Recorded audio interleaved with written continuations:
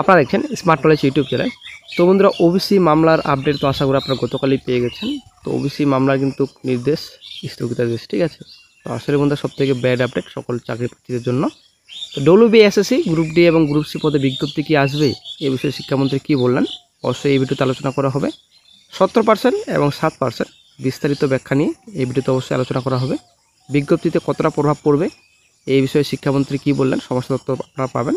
কোন কোন দপ্তরে স্থগিতাদেশ দিল হাইকোর্ট, তো সমস্ত তথ্য আপনারা ইউটিউবে পাবেন। অবশ্যই ভিডিও সম্পূর্ণ দেখুন, শেষ পর্যন্ত দেখুন। সে নতুন দর্শক অবশ্যই চ্যানেলটিকে সাবস্ক্রাইব করবেন, সঙ্গে অর্জন রাখবেন প্রতিনিয়ত যে কোনো সরকারি এবং বেসরকারি সবার আগে চাকরির খবর আপডেট পাওয়ার জন্য। তো বন্ধুরা, শুনানিতে রাজ্যের বক্তব্য ছিল যে এই মামলার জন্য কোনো ক্ষেত্রে কাজের সমস্যা হচ্ছে। তার আগে সোমবার বিচারপতি তপব্রত চক্রবর্তী এবং বিচারপতি রাজশেখর মান্থার এজলাসের রাজ্য তাদের বক্তব্য জানায়। তাতে বলা হয় ওবিসি মামলার জন্য কলেজে ভর্তি থেকে শুরু করে নিয়োগ প্রক্রিয়া সব আটকে রয়েছে। অন্যান্য অনগ্রসর শ্রেণী ওবিসি শংসাপত্র বাতিল মামলায় মঙ্গলবার অন্তর্বর্তী রায় ঘোষণা করেছে কলকাতা হাইকোর্ট। বিচারপতি তপব্রত চক্রবর্তী এবং বিচারপতি রাজশেখর মান্থার বেঞ্চের নির্দেশ, ওবিসি সংক্রান্ত নতুন বিজ্ঞপ্তিতে অন্তর্বর্তী স্থগিতাদেশ দেওয়া হচ্ছে। আগামী 31 জুলাই পর্যন্ত এই নির্দেশ বহাল থাকবে। প্রশ্ন, এই নির্দেশ কি কলেজ পড়ুয়াদের ভর্তি কিংবা চাকরিতে নিয়োগে কোনো প্রভাব পড়বে? জবাব না। বস্তুত আদালত আগেও একাধিকবার স্পষ্ট করেছে যে এমন কোনো প্রতিবদ্ধকতা নেই। এর আগে আদালত অবমাননা সংক্রান্ত একটি মামলায় মুখ্য সচিব মনোজ পন্থ হাজিরা দিয়েছিলেন কলকাতা হাইকোর্টে। সে সময় আদালত জানায় রাজ্য ভুল ব্যাখ্যা দিচ্ছে। 66টি সম্প্রদায় বা জনগোষ্ঠীকে নিয়ে কোনো আপত্তি কথা জানানো হয়নি। সম্প্রতি জয়েন্ট এন্ট্রান্স মেডিকেল স্নাতকোত্তর পরীক্ষায় অন্যান্য অনগ্রসর শ্রেণী পরীক্ষার্থীদের নতুন প্যানেল তৈরি করতে বলে হাইকোর্ট।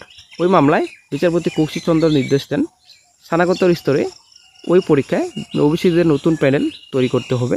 কারণ আদালতের স্পষ্ট নির্দেশ ছিল 2010 সালের পরের কোনো অভিশংসাপত্র কোথাও ব্যবহার করা যাবে না। জয়েন্ট এন্ট্রান্স পরীক্ষার ক্ষেত্রেও একই নিয়ম। গত সোমবারও একই কথা বলেছেন বিচারপতি মান্থা। 2010 সালের আগে মোট 66টি জনগোষ্ঠীকে ওবিসি বলে ঘোষণা করা হয়। অমুসলিম জনগোষ্ঠী ছিল 54টি এবং মুসলিম 12টি। আদালতের নির্দেশ অনুযায়ী 2010 সালের পর থেকে যাদের ওবিসিতে নথিভুক্ত করা হয়েছে তাদের শংসাপত্র বাতিল হয়েছে। তাই 2010 সালের আগে পর্যন্ত যে 66টি জনগোষ্ঠী অন্যান্য অনগ্রসর শ্রেণীর অংশ ছিল তাদের শংসাপত্র গ্রাহ্য হবে চাকরি নিয়োগ কিংবা কলেজে ভর্তিতে। 2024 সালের রায়েও তা স্পষ্ট করা হয়। মঙ্গলবারের শুনানিতে রাজ্যের বক্তব্য ছিল এই মামলার জন্য কোনো ক্ষেত্রে কাজের সমস্যা হচ্ছে। তার আগে সোমবার বিচারপতি তপব্রত চক্রবর্তী এবং বিচারপতি রাজশেখর মান্থার এজলাসে রাজ্য তাদের বক্তব্য জানায়। তাতে বলা হয় ওবিসি মামলার জন্য কলেজে ভর্তি থেকে শুরু করে নিয়োগ প্রক্রিয়া সব আটকে রয়েছে। কিন্তু আদালত জানায় এমন সমস্যা হওয়ার কথা নয়। মঙ্গলবার সংশ্লিষ্ট মামলায় শুনানিতে আদালতের পর্যবেক্ষণ, গত 15 বছর ধরে ওবিসির সুবিধা দিয়ে এসেছে রাজ্য, কিন্তু আইন অনুযায়ী 10 বছর অন্তর যে সমীক্ষা করতে হয় তা করা হয়নি। প্রসঙ্গত 2010 সালে পূর্বতন বাম সরকার 42টি জনগোষ্ঠীকে ওবিসি বলে চিহ্নিত করে তাদের মধ্যে ছিল 41টি মুসলিম এবং একটি অমুসলিম সম্প্রদায়। এরপর 2012 সালে তৃণমূল সরকার 35টি জনগোষ্ঠীকে ওবিসি বলে চিহ্নিত করে তাদের মধ্যে 34টি মুসলিম এবং একটি অমুসলিম সম্প্রদায়। আদালতের নির্দেশ অনুযায়ী বাম এবং তৃণমূল সরকারের আমলে 77টি জনগোষ্ঠীকে ওবিসির তালিকায় ঢোকানো হয়, শুধুমাত্র তাদের বাতিল করা হয়েছে। তো মঙ্গলের শুনানি এবং রায়। তো গতকালকে যেটা আপডেট, মঙ্গলবার ওবিসি শংসাপত্র বাতিল মামলায় কেন্দ্রের তরফে সওয়াল করেন অতিরিক্ত সলিসিটর জেনারেল অশোক কুমার চক্রবর্তী। তিনি জানান, এর আগে কেন্দ্রীয় মন্ত্রিসভা বৈঠকে চেয়ারম্যান হিসেবে প্রধানমন্ত্রী NCBC এর সঙ্গে বৈঠক করেছেন। সেখানে ওবিসি কারা তা নিয়ে আলোচনা করা হয়। তিনি সওয়ালে বলেন, ওই বৈঠকে উঠে এসেছে ওবিসি নিয়ে দুটি সম্প্রদায়ের মধ্যে পরিবর্তন করা হয়েছে, যার ফলে ডেঞ্জারাস ডেমোগ্রাফিক এফেক্ট পড়বে। রাজ্য অনগ্রসর শ্রেণী কমিশন স্বাধীনভাবে সিদ্ধান্ত নেয়নি, এর পাল্টা রাজ্যের অ্যাডভোকেট জেনারেল AG দত্ত জানান। তো ওই মামলাটি সুপ্রিম কোর্টে বিচারাধীন। সেখানে পুরো বিষয়টি বলা হয়েছে, সমীক্ষার কথা জানানো হয়েছে। তখন রাজ্যের উদ্দেশ্যে বিচারপতি মান্থার প্রশ্ন, সমীক্ষা বিষয়ে বলেছেন কিন্তু বিজ্ঞপ্তির বিষয়ে বলেছেন কি?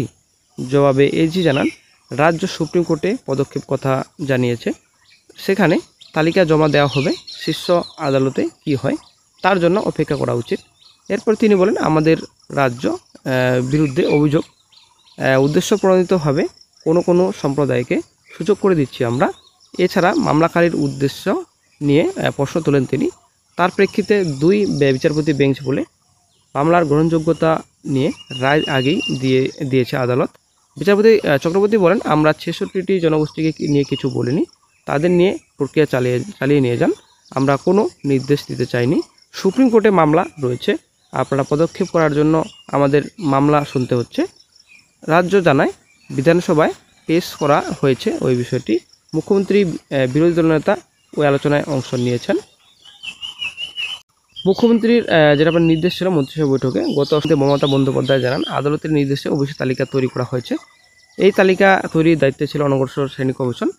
এই ক্ষেত্রে যে সরকারি ভূমিকা সীমিত ছিল তা সাধারণ মানুষকে বোঝাতে হবে। মন্ত্রিসভার সদস্যের এমনটাই নির্দেশ দিয়েছেন তিনি।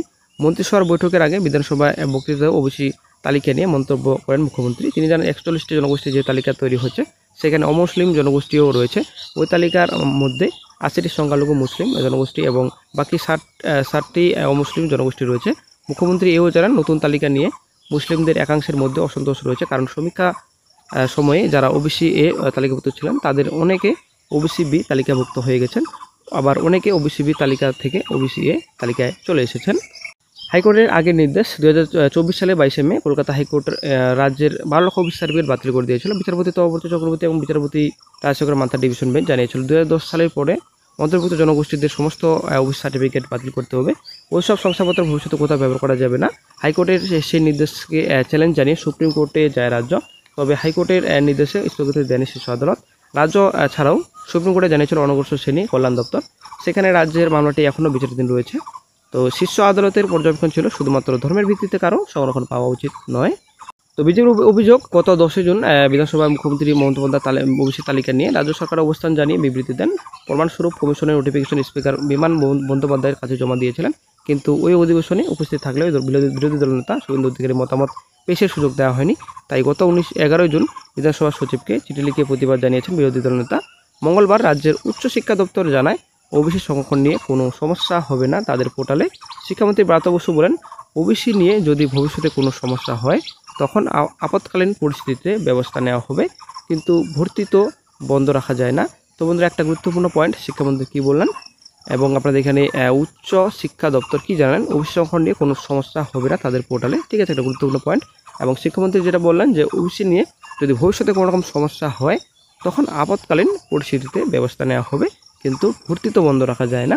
ঠিক আছে, একটা গুরুত্বপূর্ণ পয়েন্ট, অবশ্যই আপনারা দেখে নেবেন।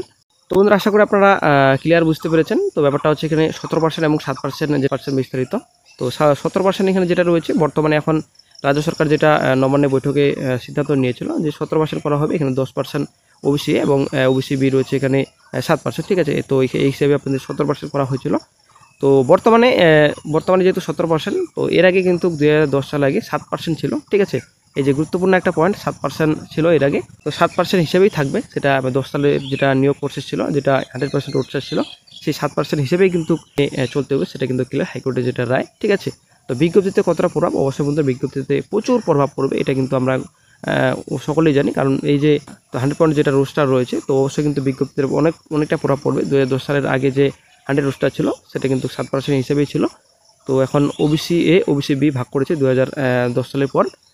আসলে একটা এখানে জল ঘোলা, তার জন্য কিন্তু আজকে এই যে নিয়োগের বিজ্ঞপ্তিতে বাধা আসছে, এই যে 7% থেকে 17% করা হলো। 17% যেটা আপনাদের এখানে দুটো ভাগ করা হলো, ওবিসি এ ওবিসি বি।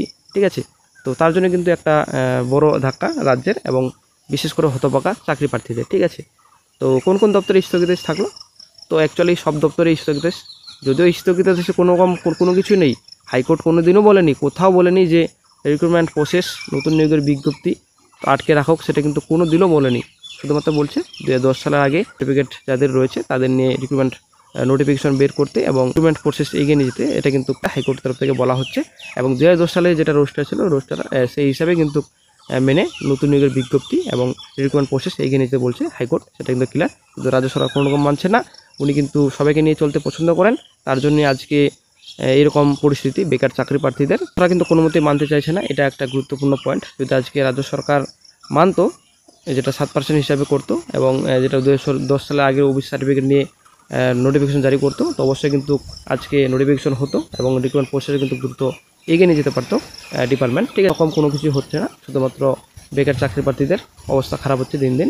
তখন আপৎকালীন ব্যবস্থা আমরা সেই মোতাবেক নেব, কিন্তু অনাবৃষ্টি হতে পারে বা বৃষ্টি হতে পারে তাই বলে মানে বপন বা কৃষিকার্য বন্ধ থাকবে এ তো কোনো যুক্তি হতে পারে না।